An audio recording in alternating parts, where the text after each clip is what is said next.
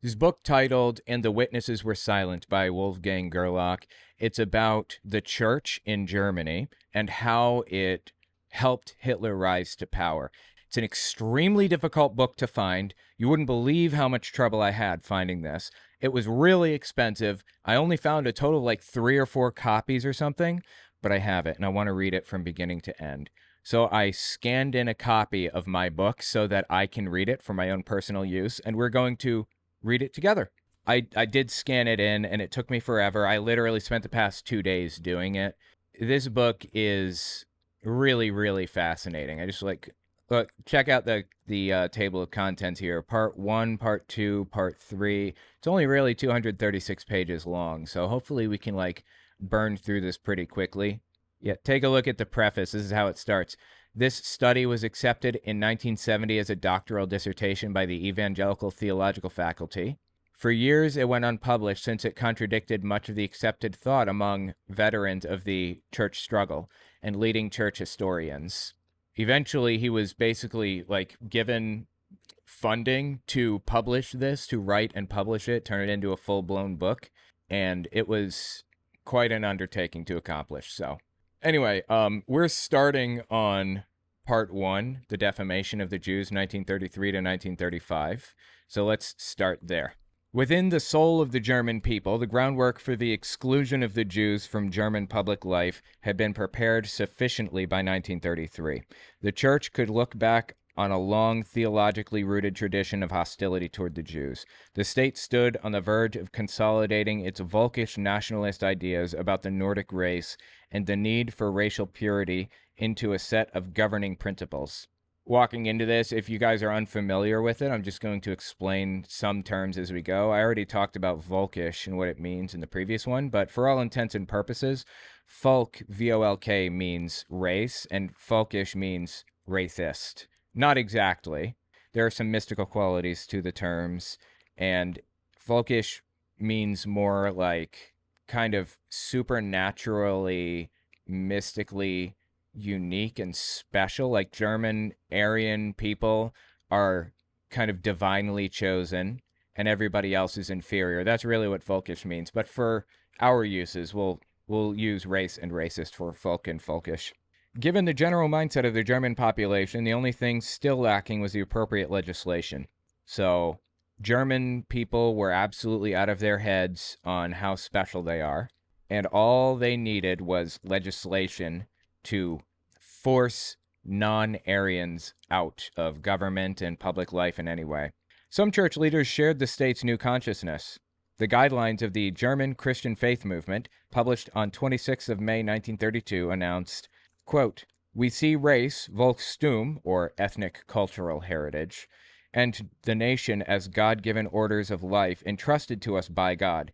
It is God's law that we provide for their preservation. We view the mission to convert the Jews as a grave danger to our Volkstum." Again, it's kind of like our racist ethnic superiority and the culture around it. That's what Volkstum means. "In it is the point of entry for alien blood into the body of our folk." Alien blood. Isn't that an interesting term to use, considering the immigration talk about illegal immigrants and illegal aliens and stuff in the United States? Jews, of course, were the quote-unquote illegal immigrants in Germany, in their minds at least. "It's the point of entry for alien blood into the body of our folk. It has no right to exist alongside the foreign missionary enterprise. We reject the mission to the Jews in Germany as long as the Jews possess their rights of citizenship, and, therefore, as long as the danger of mongrelization and the danger that they can disguise their racial identity exists." Of course, they claimed that people were mongrels. Americans and British and everybody, they had non-Aryan people in the country and were like breeding with them, and that made them inferior to pure-blooded Aryans, quote unquote. So it says, "We reject the mission to the Jews in Germany as long as the Jews possess rights of citizenship, and therefore as long as the danger of mongrelization and the danger that they can disguise their racial identity exists. In particular, marriage between Germans and Jews is to be prohibited." Point 9. At the time, DNA didn't exist. We didn't understand what DNA was, of course. So all of this stuff about pure-blooded this and that, and being able to hide their racial identity was just fabricated nonsense. They had no idea that there was anything different from Jews than anybody else. All they knew is that they needed somebody to blame for their problems, so they pinned it on non-Aryans, people that were not like them. And another thing, Hitler, well, the Nazi Party conflated race and religion. Is Judaism a race of people, or is it a religious group? The answer is it's a religious group. But throughout the generations, this religious group, just like Catholics and Baptist groups and others, refused to kind of intermarry. They self-segregated. And they were segregated by different cultures throughout history. So they share a common ethnic lineage as a result of being separated from other cultures, largely. And as a result, they were targeted with racist attacks by the Nazi Party, even though it's just a religion. The evangelical church, or the Reich Church is what it was called in Germany, that was a whole argument. Was it a race or was it a religion? Can people convert to Christianity from Judaism? Nazis claimed no. The Reich Church, well, before the Reich Church, the Confessing Church, the one that was opposed to it, the Confessing Church claimed, yes, they can convert to Christianity from Judaism. Eventually, the Reich Church took over everything, co-opted the entire religious movement in Germany, and they said, no, they can't convert. So that was the basis of all of it. The underlying assumption was that there was a difference between being German and being Jewish, although civil law, at least, still recognized German Jews as citizens. Quote, God's law, unquote, proclaimed in Point 7, lacked only legal ratification. That same year, however, some critics raised their voices, quote, against any falsification of the biblical gospel, end quote. In October 1932, the District Synod of Elberfeld in the Rhineland issued a protest to be read from every pulpit, quote, against any disparagement and any disdain for the Old Testament, end quote, and confessed, quote, Jesus Christ, the only begotten Son of God, who has suffered death on behalf of all peoples without racial distinction, end quote. A synod, by the way, is kind of like an assembly of religious people, so it was predominantly Lutheran in the area, and they had assemblies of people that they called synods. Also, the Rhineland, Elberfeld in the Rhineland was kind of a rural community that was, I think, technically part of Germany, but it was kind of a DMZ between different countries. So it was a little bit more free to act and speak, the people in the Rhineland were, than people in, say, Berlin, for example. So the Rhineland really represented what rural communities thought without the effect of a loss of freedom of speech, basically. These two voices, one Volkish, i.e. racist effectively, one Volkish Christian and one biblically Christian, were early portents for the events of 1933. The chances for an objective and humane resolution of the Jewish question, quote-unquote, were still open. Again, little things like this I'm going to explain as we go, because I want, I don't want this to just be me reading. I want this to be kind of a commentary on this subject. And some people may be coming into this in part 1 or part 2 or whatever and may be unaware. Jewish question effectively meant the immigration problem, because it was an immigration thing ultimately. Lucky for us, or unlucky, however you view it, we can kind of see the same environment in the United States as we saw in like the teens and the 20s in Germany, like before the Nazi Party's rise to power or control or whatever. Even in the early 1900s, people were kind of working the German people into their religion, much like Christianity has, much like evangelical far-right Christianity has worked America into the religion, right? Like this, for example. And he wrote down, we are going, he wrote a course to New Israel, New Israel. You're talking about George Washington and the other founding fathers. New Israel. And when they came off the ship, they didn't plant an American flag. They planted the Christian flag. I mean, I'm sure I don't need to say this is all made up, like all of it. On the soil, they dedicated. George Washington knelt and prayed, dedicated America where the Twin Towers stand or stood. That's where America came into covenant with Yahweh, with God, was where the Twin Towers stand. Wow. So the German claim at the time was that the Jewish race, quote unquote, had been usurped and replaced by the Christian race or the Christian group of people or whatever, the Christian demographic. Jews had been rejected by God, and Christians came in, Aryans came in, and became God's new people. That was the concept behind the words Volkisch and Volkstum. There was something supernaturally special about these people and about their culture.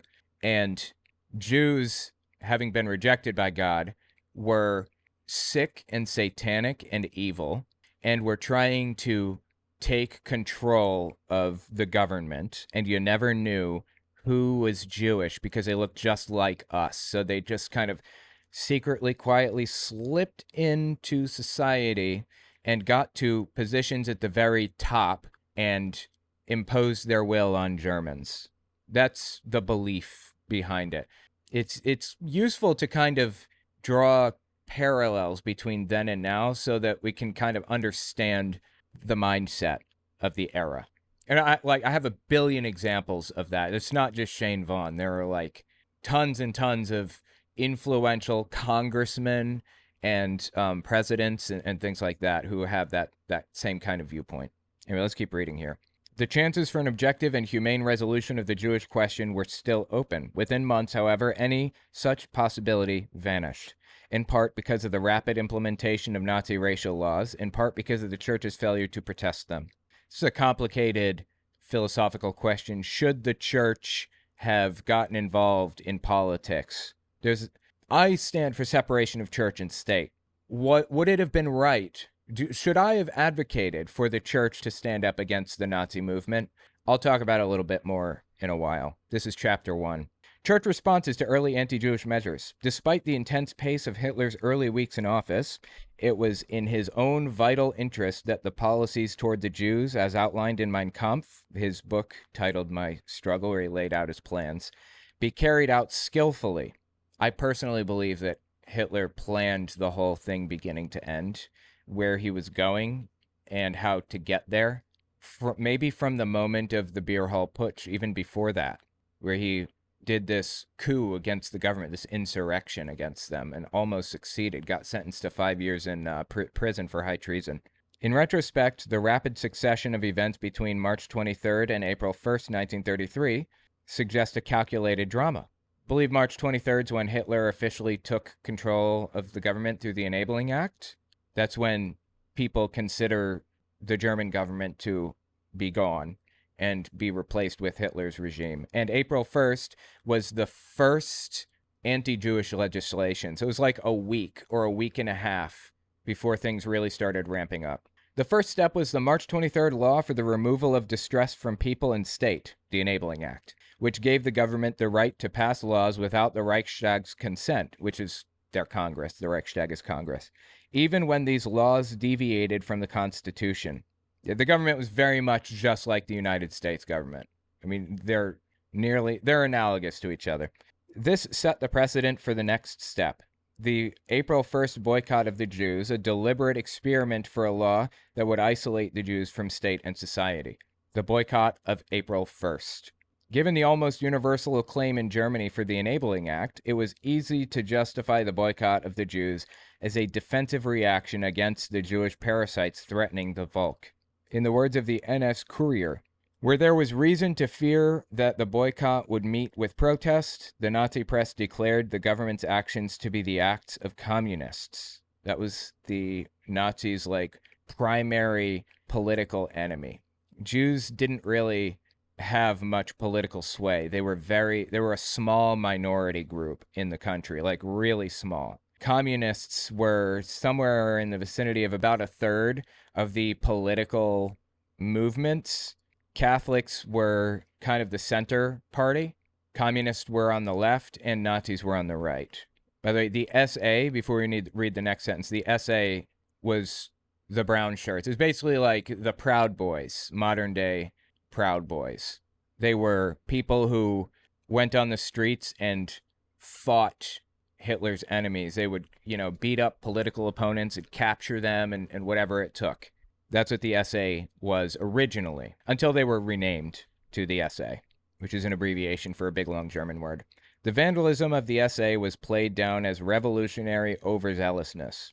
This did not fail to have an effect among church officials and lay Christians. The fear of communism was great everywhere and needed only to be exploited skillfully by the party. Communism and atheism were linked to each other at the time, and the Catholic Church went hard against atheists and communists for that reason, if no other. So all the Nazi Party needed to do was ingratiate themselves with and work with the Catholic Center Party, and they could overrule anything that the communists did. However, the communists were equally as violent as the Nazis, and they would fight Nazis, quote, blow for blow, shot for shot, punch for punch. That fact scared the Nazis in the 1920s. The Nazi Party viewed the outcome of the experimental boycott of Jewish commercial, medical, and legal practices as promising. Confronted by the staged demonstration of the, quote, powerful people's movement, unquote, which Hermann Göring defended by citing, quote, the boycott and atrocity propaganda by the Jews at home and abroad, end quote, protest against the boycott was limited. Göring would eventually go on to be he was the leader of the Luftwaffe. It was the German Air Force. Before that, he was a member of the Reichstag. He was a congressman, basically.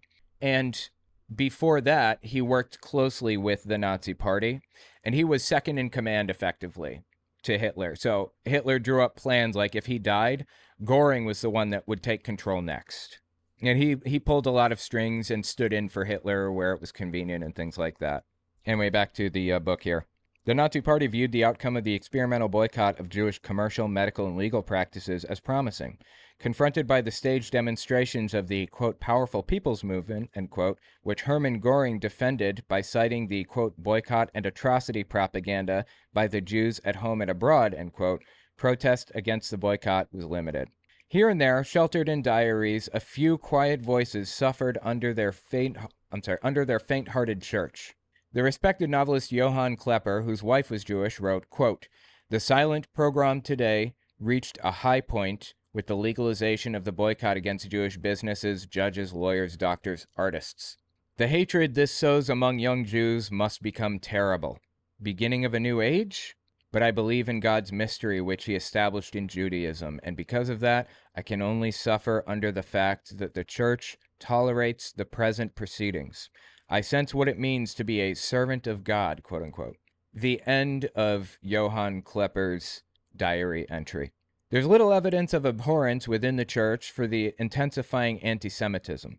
One such response came from the Rhineland, remember, the rural DMZ area that was more free to speak, came from the Rhineland where Wilhelm Menn, a social welfare pastor, wrote to his superintendent, Dr. Stoltenhoff. All right, so this is a quote from Dr. Stoltenhoff. Quote, the personal persecution of people whose guilt consists of nothing more than political conviction or of belonging to a race, this persecution with the clear aim of destroying their very existence, is a slap in the face of the simplest moral judgment.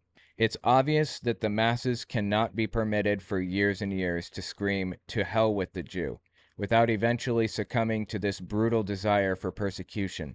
And our Christian folk rejoices. We have never doubted any people as deeply as now. Who will have the courage to say what needs to be said here, to say that the Christian church clearly characterizes it as a moral injustice, as anti-Christian, to persecute and injure individuals because they belong to a group against which it appears necessary, for some reason, to fight? Do we not owe such a statement above all to those Jewish people who have become Christians? Again, right here, the heart of the argument. These people didn't care about Jews. Most of them agreed with hatred against Jews, with anti-Semitism. It was about whether it was a race or a religion. Should they be allowed to join the Christian church? The Catholic Church, by 1933, not even that far into any crazy, they were still free to say what they wanted. But by that time, instructed their pastors to swear an oath of allegiance to Hitler and to ban Jewish converts to Christianity from being a part of the ministry in any way. There were some smaller groups, some smaller churches that disagreed. A couple thousand pastors out of like 18,000 total in the Reich Church disagreed with that. But they couldn't say it openly eventually. So they, behind the scenes, worked to save some people. The Catholic Church, as a monolith, supported Hitler. A couple of parishes, a couple of like groups of nuns and things helped people and cared. But it was so extremely uncommon because the environment was one in which people were obsessed with how special they were, and they does not include Jews, the race of Jews, quote unquote. Stoltenhof's reply exemplified the feelings of most Christians at the time. He expressed, quote, great joy at what these drastic changes have brought us, end quote, even while he acknowledged a certain concern, quote unquote, that the individual, quote unquote, could do, quote, next to nothing against the elemental force for this movement of our age, end quote. Typical, too, was his candid animosity toward the Jews. Quote, but I must say this openly. I can understand why the legitimate resentment, which is built up even among those who are in no way anti-Semitic, at what the Jewish-dominated press, stock exchange, theater, etc. have done to us, needs an energetic outlet, end quote. So they're saying, yeah, Jews have oppressed us and mistreated us and messed with us and ruined everything, and the people need an outlet. An energetic outlet for that. That was kind of the sentiment. In Berlin, General Church Superintendent Otto Dibelius felt called to comment on the 1st of April boycott.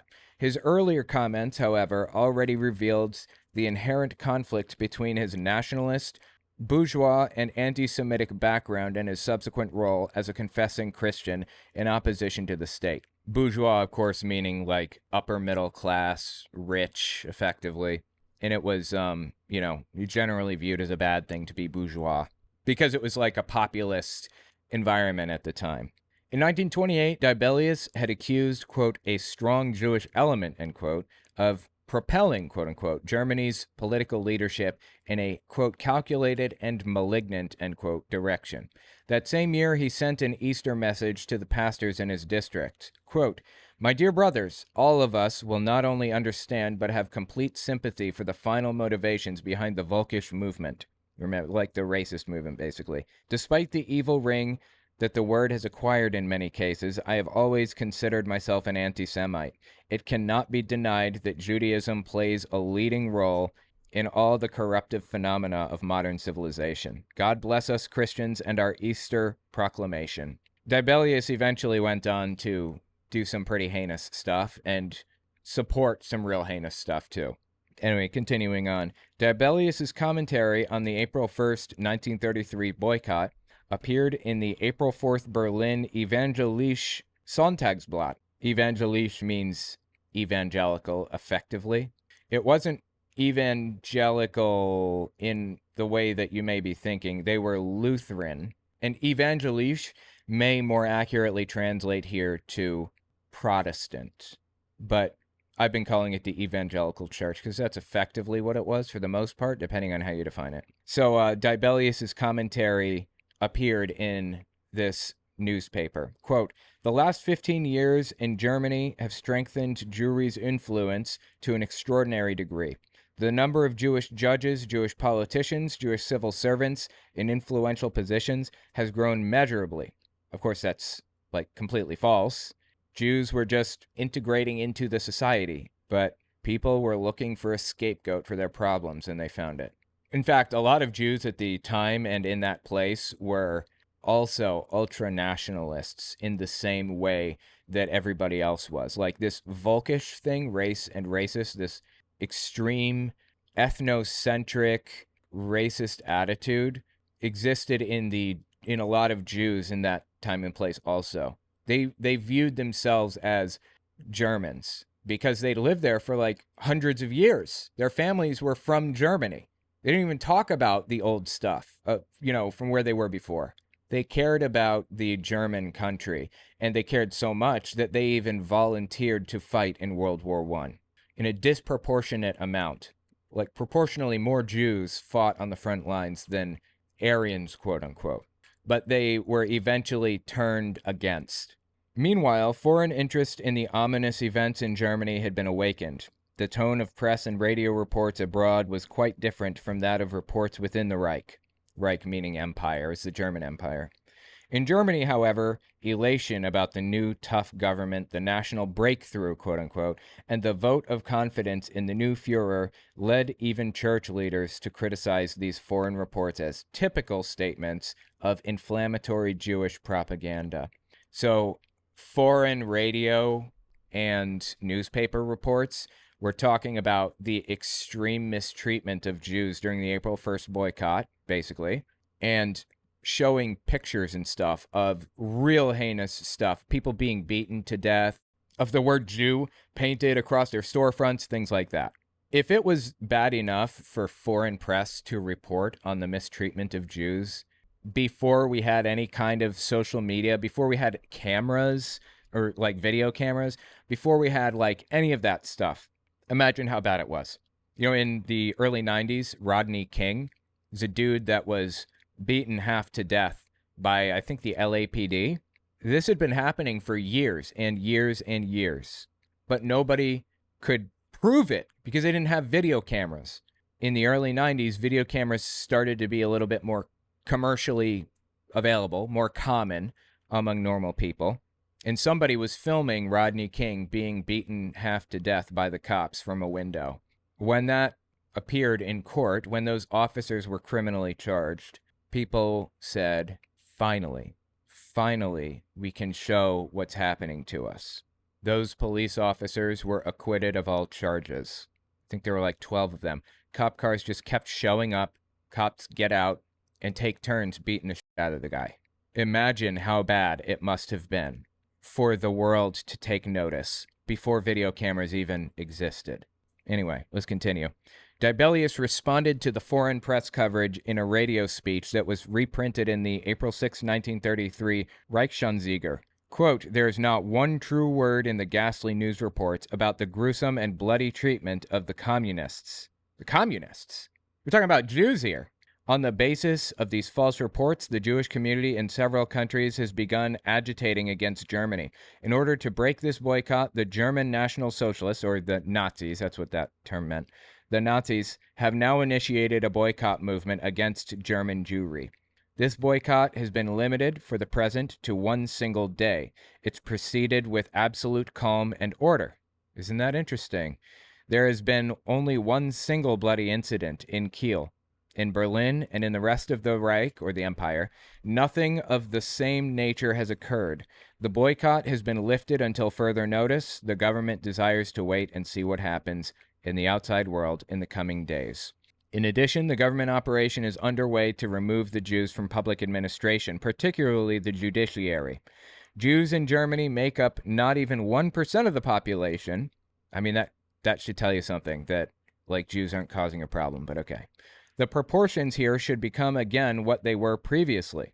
The Christian church stands for chivalry and love.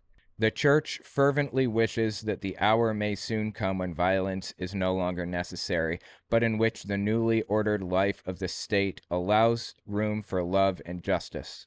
That will depend on whether the foreign agitation against Germany stops or not. For this reason, as a servant of my church, I sincerely and urgently ask my Christian friends in America to use their influence so that false news reports about Germany are no longer disseminated and believed." End quote. Even back then, even at the time, they were saying that there's like this secret cabal of people who's trying to take advantage of others, trying to work their way to the top, to control everything. Even while they're being beaten in the streets, this is happening. The United States, they can't really say that about Black Americans because they're easily identifiable. But Germans at the time could point fingers and say, this person's Jewish, that person's Jewish, and all they'd have to go on was a last name that might have kind of sounded a little bit Jewish.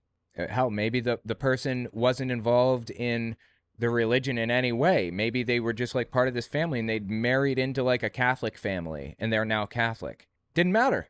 They believe they're pulling strings. They're part of this overarching cabal. And by the way, the word cabal, commonly used in the United States by like QAnoners, for example, comes from the word Kabbalah. It's a Jewish term. Kabbalah is like a form of meditation. It's outlined in the book of Zohar. It's just one of their holy books at the end of the Old Testament. And it makes some pretty mystical claims, the philosophy about if you master Kabbalah, you'll be able to like accomplish like telekinesis and things like that. But the last Kabbalah master died and his knowledge died with him. So all we can do is just use it to meditate and to think and be introspective and things. That's all that Kabbalah is. The bottom line is that there are a lot of misunderstandings and they're being exaggerated and blown completely out of proportion in the interest of pointing a finger and blaming people for their problems, their hyperinflation problems and things. Back to the book. On April 9th, Dibelius issued a similar statement in a Berlin church newspaper. One should not get excited, he said, about minor excesses. Undisturbed, Jewish firms are open for business, newspapers in Jewish hands are being published without hindrance, and public calm and order prevail. Law and order. Nothing bad's happening. We're just peacefully protesting, just showing, expressing ourselves. Any of this sounding familiar? It's exactly what happened with January 6th.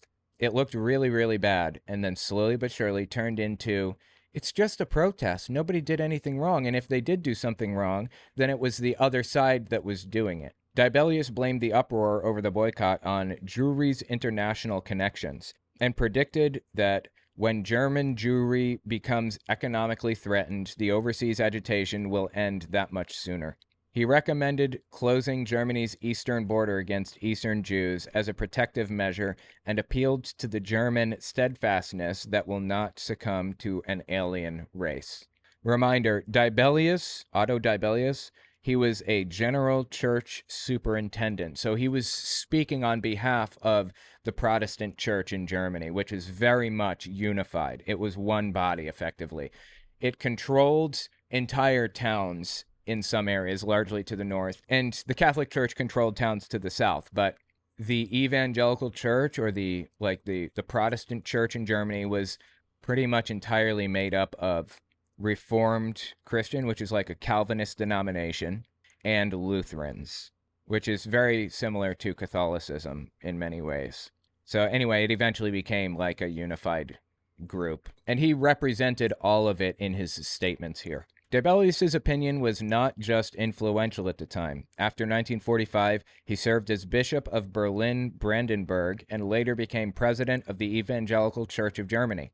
How, in retrospect, did he view his earlier comments? In 1965, Bishop Dibelius, who claimed that he never had anything to do with an aggressive anti-Semitism, answered my personal inquiry. So the writer of the book contacted Dibelius, and he said, quote, "And if there are some who wish to place me in the dock together with the actual anti-Semites, then they may do so without hesitation." Good, I planned to. I have never made a secret of my attitude. As in most families of higher-ranking civil servants in the old Germany, there was no discussion in our home about the problem of Judaism. Really? It's super strange considering all the other stuff he said about it. But one bought from Jews only in an emergency and avoided personal contact with them as a matter of course, not due to hostility, but because one sensed, after all, the foreignness in their nature. After 1933, the situation changed, for it goes without saying that the Protestant Christian stands by those who are treated unjustly and violated. It's always been a matter of satisfaction to me that I succeeded in saving 2 Jewish families through the entire period of persecution, and indeed at some risk to my own freedom. So he contributed to the blood frenzy that existed against Jews, and then took credit for saving 2 Jewish families afterward. I have a really hard time forgiving the church for all the stuff they did. Like Niemöller, the leader of the opposition against the Nazi Party in the church, wrote famously, first they came for the communists, but I wasn't a communist. Next they came for the socialists, so on and so forth. He wrote that. He was a Nazi that voted for Nazis in 1924, 1928, and 1933. And was sent to a concentration camp for opposing reforms within the church to exclude Jews, and tried to join the Navy from the concentration camp. He was as extreme as it gets. I have a hard time forgiving him for that. Even though he had a change of heart at the end, I'm sorry, I have a hard time forgiving it. Dibelius's candor reflected both the nationalist anti-Semitism of his age and his Christian ethics concerning the persecuted. He exemplified the many Christians who did not lack the courage to stand up for the Jews, but lacked insight into the consequences of anti-Jewish sentiment. The language of ideology spoke of Jewry, quote-unquote. The language of ethics focused on the individual Jew. However, he later justified it. Dibelius's attitude toward the Jews can be considered representative of German Christianity at the beginning of 1933. Again, 1933, the early days, before April 1st, people were free to say and do what they wanted. There was no, mandate for support of Hitler yet. But the Protestants and the Catholics both supported him anyway. It's hard to forgive. Dibelius is not the only church leader to respond to foreign protests against the April 1st boycott. The German Reformierte Kirchenzeitung, Reformed Church newspaper, scolded the presbytery of the Amsterdam South Parish, which had asked the Dutch Council of Churches to protest the persecution of the Jews in Germany. Quote, "This step on the part of our friend is more than superfluous. What has happened in Germany is not the persecution of the Jews, but an emergency measure lasting only a few days, during which every act of violence has been carefully avoided.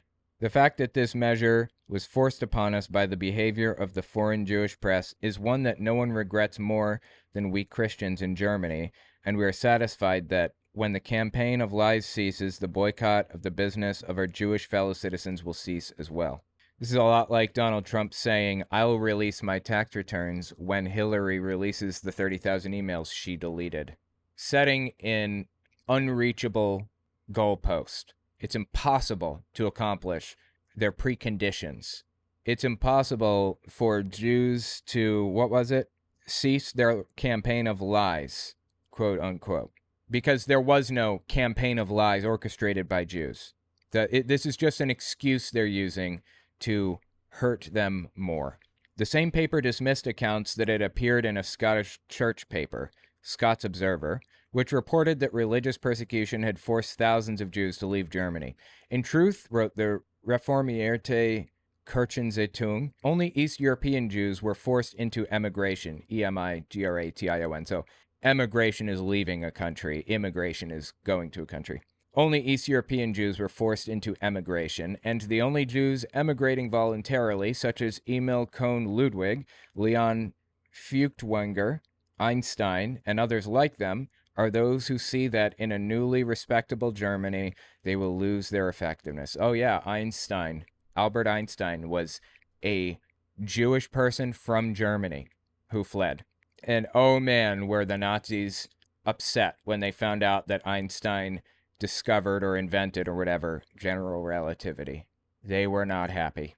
It's difficult to form a complete picture of the April 1st boycott's effect on the German public.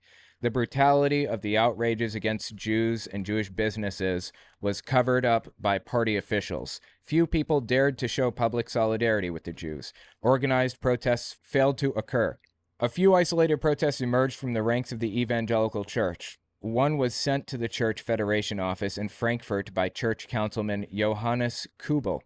I'm reading it here, it says the evangelical church. Somebody in the comments of the first video said they stopped listening to the breakdown because I called it the evangelical church, and that's just wrong. Looking back, that's kind of comical. It blows me away how confidently people are wrong sometimes, like in that case. Or I explained how the name Jehovah was not God's name, it was actually Yahweh. And somebody said in the comments that they cringe every time I explain it because it was based on Latin and it moved to blah, blah, blah, blah. They said Jehovah is actually correct. And it's like, no, it's not. Like, I'm looking to scholars on this subject. This isn't coming from Owen. This isn't me. Anyway, whatever. People are going to be confidently wrong. This is why I'm so dead set on being careful about what I say and being willing to admit when I'm wrong. That is like the most important lesson you can learn. To say I don't know and to say I was wrong. By keeping silent, he said, the church had become an accomplice, whereas it should have raised the loud voice of Christian conscience. In other parts of the country, church administrations received inquiries as to whether and how the church should react to the anti-Semitic campaigns. All these protests, however, remained within the channels of internal church correspondence. Little reached the public. Church historian Klaus Schulder has concluded, correctly, the church as a whole remained silent. In the decisive days following April 1st, no bishop, no church administration, and no synod, or assembly, objected publicly to the persecution of the Jews in Germany. End quote. Absolutely fascinating. Next section is a legislative foundation for persecution. Tell me what you think about it in the comments. I'm so glad to have gotten my hands on this book.